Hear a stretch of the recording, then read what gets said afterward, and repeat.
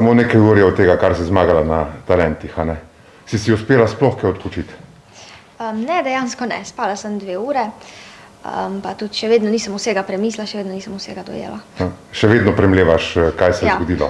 Kakšni občutki te prevevajo zdaj par ur po tistem?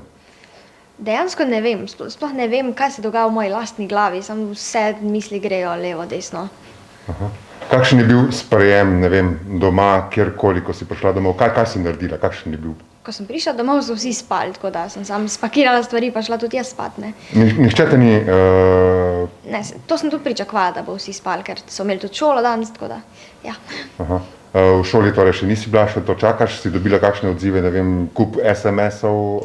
Ja, SMS-ov je bilo kar nekaj, sporočil, pa čestitk pa vsega, ja.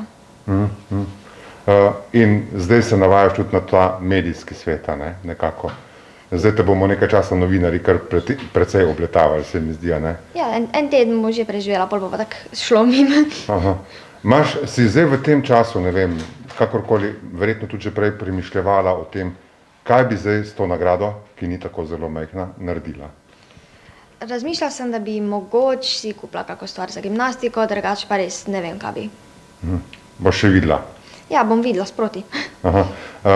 Ti si začela šele pred letom dni dejansko trenirati to kontorcizem, ali kako se temu reče?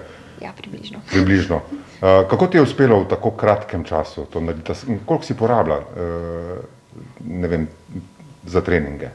Od začetka sem se razgibala po več ur na dan, zdaj proti koncu, ko sem v bistvu dosegala tisto neko stopnjo, s katero sem nekako zadovoljna, sem pa se zdaj, zadnje čase se razgibavam na primer vsak drugi dan po 15-20 minut, pa je to v bistvu dost. Vzor si dobila na televiziji, oziroma na internetu, na YouTubeu. Kdo je tvoj največji vzornik? Definitivno moj največji vzornik že od čistega začetka je Ana McNulty, ki je v bistvu objavila te razne videe, teh rutin za razgibanje vsega in sem tudi z njo začela. In pač ja, je moj najljubši kontorsionist, pač ja. Nameravaš nadaljevati s kontorzijo? Ja, s tem definitivno nameravam nadaljevati, dokler bom pač lahko. Ana Žirantka ti je rekla, da ti sodiš v cirkus oziroma na oder, v največji cirkus tega sveta. Se strinjaš s tem ali se vidiš kje drugje? V bistvu zdaj po talentih sem začela nekako malo razmišljati o tem cirkusu pa to, ampak ne vem, če bi se glih odločila za to, pač bom videla, kako bo šlo. Drugače imaš namen postati fizioterapevtka, ne? Razmišljala sem ja o študiju fizioterapije, ampak to je v bistvu še dosti daleč, tako da do takrat si lahko še veliko premislim. Ti si zdaj šele dijakinja? Kateri letnik? Prvi. Prvi letnik. Se pravi, še 3 leta so pred tabo, a ne? Ja. Kako zdaj tudi šolo si šele začela na novo, a ne? Kako pa se tam počutiš? Ja, jaz se počutim v redu, normalno pač. Kolikor se pač da na srednji šoli. Zaenkrat vse lepo in prav. Ja. Včerajšnji nastop, a ne?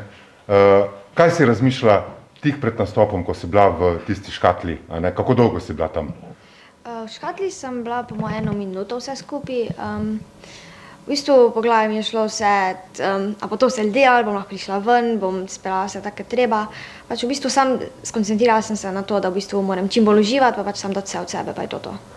Ti je bilo lažje, ker v oddaji ni bilo gledalcev, ker so bili samo žirantje, če bi bila, ali kako?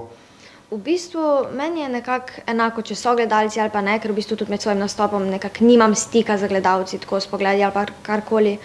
Verjamem pa, da je mogoče komu drugemu bi bilo lažje, če bi bili gledalci. Kdo je bil s tabo še? Si bila sama? Rejnica je prišla z mano. Rejnica je prišla s tabo, okej. Kakšna je bila pa njena reakcija, kaj je ona potem naredila, ko je... Ja, ko je prišla tja na oder, pol ko sem pač po vsem tem me je pač objela.